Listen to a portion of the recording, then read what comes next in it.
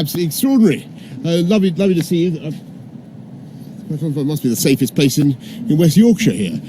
Thank you all very much for coming along. And this is the beginning, the launch of a fantastic programme that we have in this government that we're very proud of to recruit a big new wave of police officers across our country. And I want to say a big thank you to all those here, all those who are signing up, and everything that you're going to do. And this is part, as you may know, of a big effort by this government to deliver on the priorities of the British people.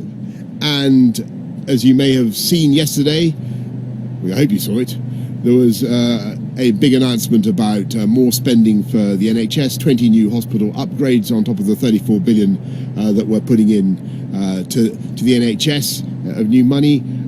We are levelling up education funding around the country so that all schools get an uplift, both primary and secondary schools. But in my view, policing, safe streets is the absolute bedrock of society. It's what drives a successful and productive economy. It gives people the confidence to invest, to improve their neighbourhoods. Safe streets are absolutely vital for our country, and it is you in the police who are delivering safe streets. And I absolutely want to thank you from the bottom of my heart for what you do. I used to be Mayor of London, and I was effectively I was Police and Crime Commissioner for London, and I know the incredible work that the police do. And the most important thing I think politicians can do is back the police, give you the top cover for what you do, whether that's ensuring that you have the proper legal protections for important things like stop and search, or above all, making sure that you have the funding that you need. And this programme, as you know, is just the beginning, the first 6,000 of a programme to recruit 20,000 more police officers. And are you guys new recruits? Fantastic. Thank you very much for what you're doing. Thank you. And everybody's learning the caution.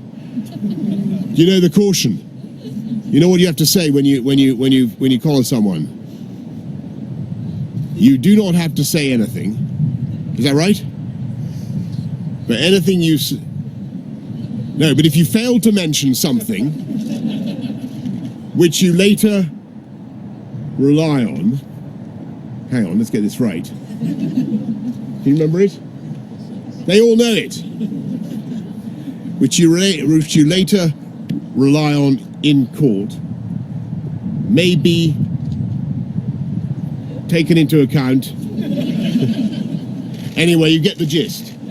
And it's part of the training of the police in a law-abiding country that we know people's rights and we give them their rights. And it's part of the trust between the public and the police. And it's absolutely vital that the public has that trust in the police. And I think the police in our country have a unique relationship with the public. It's quite unlike what you find in many other countries around the world. And I'm immensely proud of the way we do it and of our record in bringing crime down. And we want to go on, as I say, to recruit another 20,000 officers in this country. And I hope you think that that is the right thing to do. And yes, of course, I understand that crime is changing and crime is now a lot more online. But I think people in this country want to see police officers out on the streets, spreading that sense of reassurance, making sure that everyone in their neighbourhood feels safe and looked after, and we are going to insist on that. And this first push will cost, as Sajid Javid announced yesterday, £750 million for the first wave. There will be more to come. And I just want to make a quick point about spending money in this country, which is that there are some people who are now suggesting that we should spend £1 billion more a month, not £750 million, but £1 billion more a month to stay in the European Union beyond October the 31st. And I have to tell you, I don't think that would be a good use of public money. And I'm going to make sure that we don't have that unnecessary delay. and I'm going to do everything I possibly can to make sure that this country comes out of the EU on October the 31st. But unfortunately, Parliament voted yesterday effectively to scupper our negotiating power and to make it much more difficult for this government to get a deal. So what I want to do now is to really give the country a choice. We either go forward with our plan to get a deal, take the country out on October the 31st, which we can, or else somebody else should be allowed to see if they can keep us in beyond October the 31st. And I have to tell you, I don't think that would be the right way forward. And I think if people really think that this country should stay in the EU beyond October the 31st, then that really should be a matter for the people of this country to decide. Because at the moment, what Parliament is voting for, or Parliament voted for yesterday, was a system by which the EU itself would decide how much longer we had to remain in. And I, for the life of me, cannot think that is the right way forward. So all I can say, and I hate banging on about Brexit, I don't want to go on about this anymore, and I don't want an election at all. I don't want an election at all, but frankly, I cannot see any other way. The only way to get this thing done, to get this thing moving, is to make that decision. Do you want this government to take us out on October the 31st, or do you want Jeremy Corbyn and the Labour Party to go to that crucial summit in Brussels on October the 17th, effectively hand over control to the EU and keep us in beyond October the 30th. I think it's a no-brainer. I'm sorry to bring this painful subject up this afternoon, but that is the reality of what we face. And for me, there can be only one way forward for our country. I think what the people of this country want us to see is the government of this country focusing not on Brexit. That's been going on for 3 years. I think the people of this country want to see us focusing on their priorities and their needs. And I think they want to see people like you serving police officers, men and women, being allowed to get out on the streets and do your job. And they want to see a government that funds you properly and allows you to get on and do that and directs all their attention and all their concern on that priority. And I can tell you that is what I want to do. But we must settle this EU debate. We must come out of the EU on October the 31st, and then I want to get on and deliver all the priorities of the British people. And as I say, policing, making our streets safer, that comes first, and that is the top priority of this government. So thank you all very much for what you're doing. I'm sorry to have tested you on the caution and got it, and myself got it wrong. But you are going to go on, you guys have fantastic careers as police officers, and it's a wonderful, wonderful job. And I know that you will find it immensely rewarding. Thank you all very much for coming along this afternoon. I think I'm going to take some questions from the media. There they are. They've been patiently waiting at the back. I'm going to go to Andy Bell of Channel 5. And then Paul Brand of ITV. Andy, are you there? Yeah, I'm here, Prime Minister. Hello.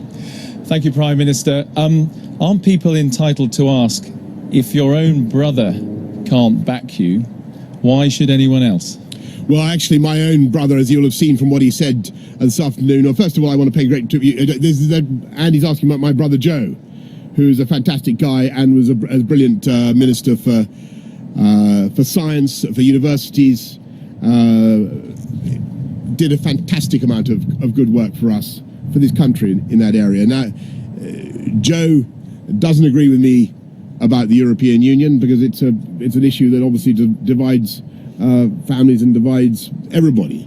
But I think what Joe would agree is that we need to get on and sort this thing out.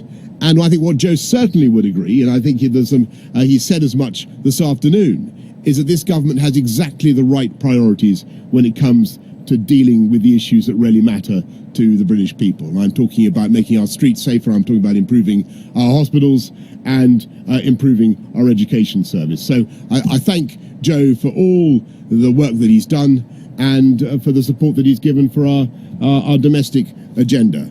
And I'm going to go now to Paul Brand of ITV. Thank you, Prime Minister. Prime Minister, if your own brother has lost faith in your plan... I'm sorry, go on. It's a related topic, Prime Minister, but a different question. If your own brother has lost faith in your plan, surely you'll have to be the next member of the Johnson family to resign.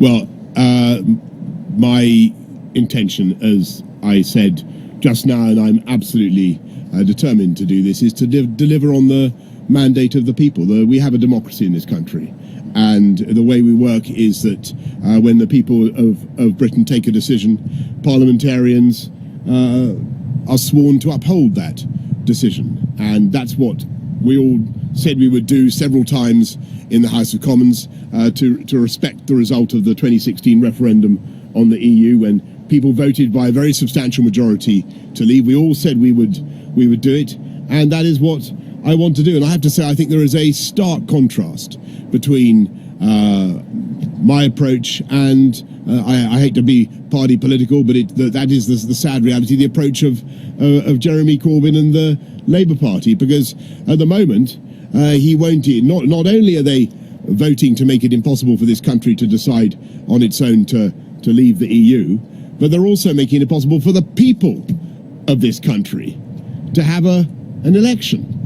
I think he must be the first leader of the opposition in history to refuse to have an election. In fact, it seems to me to be a breach of his job description. He's part of the opposition. He should be actively seeking an election. I don't think I've ever seen anything like it.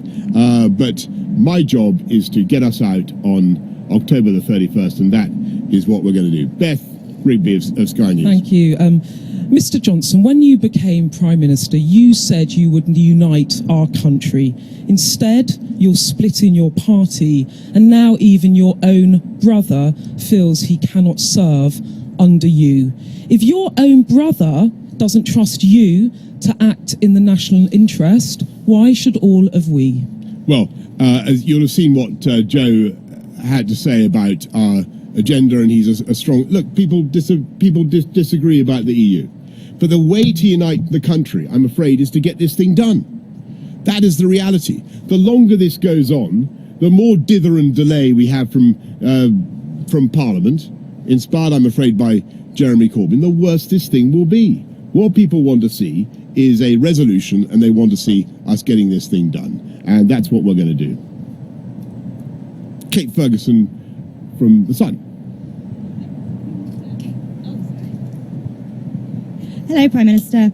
Can you make a promise today to the British public that you will not go back to Brussels and ask for another delay to Brexit? Yes. And sorry. I can.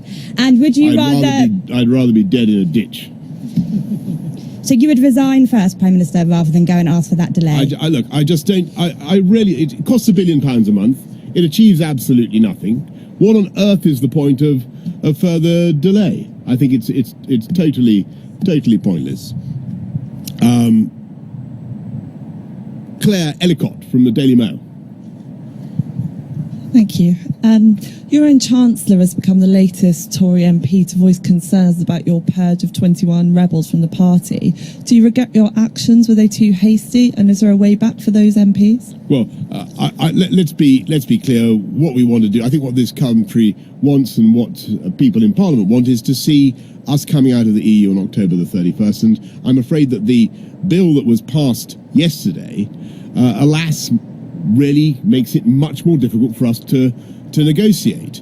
And what it says, it actually draws up the MPs wrote a letter that the Prime Minister would have to give to Brussels, demanding an extension beyond October the 31st, and then Brussels, the EU, would decide how long the UK was going to remain in the EU. And with the best will in the world, I cannot see how that is democratic unless that is put to the British people.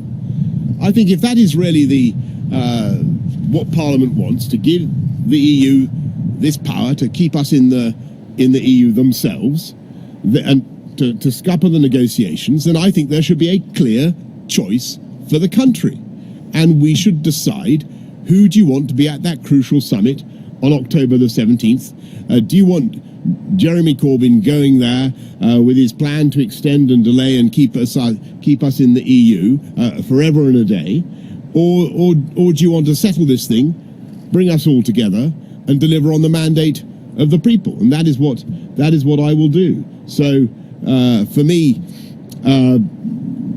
that is very, very clearly the way forward, and that's the point that I made to all my colleagues and friends in Parliament. And no one, of course, discipline is always tough, but here we are amongst a body of men and women who know that sometimes you have to administer discipline, and you have to be very clear about your message, and that's what we're being. So, Kate Proctor in the Guardian, from the Guardian. Thank you, Kate Proctor from the Guardian. Prime Minister, exactly when are you going to hold an inquiry into Islamophobia in the Conservative Party that you promised to do on live television? Well, we are going to have as I think Sajid Javid and I agreed, we're going to have a general inquiry into all manner of racism and hate crime as soon as that can be got underway. But I have to tell you, we have a zero tolerance policy towards Islamophobia and all manner of hate crime and prejudice in the Conservative Party, as you can imagine. I think that is going to be it. I'll take one more there and one more there. You say no.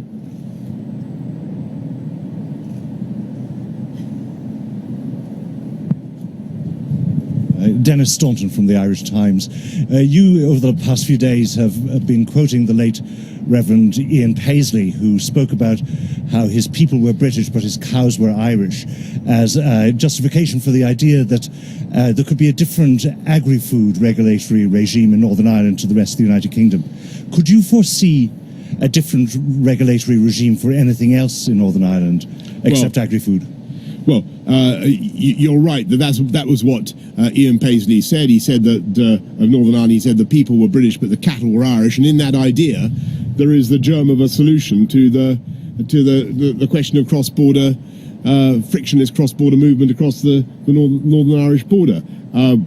We do want to minimise all theoretical checks as well as practical checks. We think all practical checks can, of course, be taken away from the border. There's no need for, and the UK will not be instituting any border checks of any kind in Northern Ireland. But we also think there is scope for recognition of the practical reality on the ground in the agri-food sector in Northern Ireland. And but any extension, all that, it depends entirely. I've got to be and indeed whether it could be extended to any other sectors, that depends entirely on democratic control by the people of the United Kingdom. Do you see what I mean? That's the crucial thing. I'll take one more. Yes. Thank you very much. Thank you. It's Jessica Shankelman here from Bloomberg News. You've talked today, Prime Minister, about the need for trust. And Jeremy Corbyn says he can't trust you to hold an election before the Brexit date and before the EU Council. Can you today give a commitment that yes. you would... Right. Well, is that his line today? Aha. He can't... Right. This is a new one. If I understood it correctly, you just said that the leader of the opposition says he cannot trust me to hold an election before Brexit. Right. Well, I said about 5 times how many times I have to say it? We want an election on October the 15th.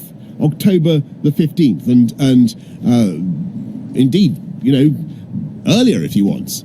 Let's crack on with it. I really don't see how we can have a situation in which the British ability to negotiate is absolutely torpedoed by Parliament in this way, with powers of the British people handed over to Brussels so that we can be kept incarcerated in the EU without that actually being put to the people in the form of a vote. And you know, time and time again, Jeremy Corbyn. Don't worry, I'm going to end very soon.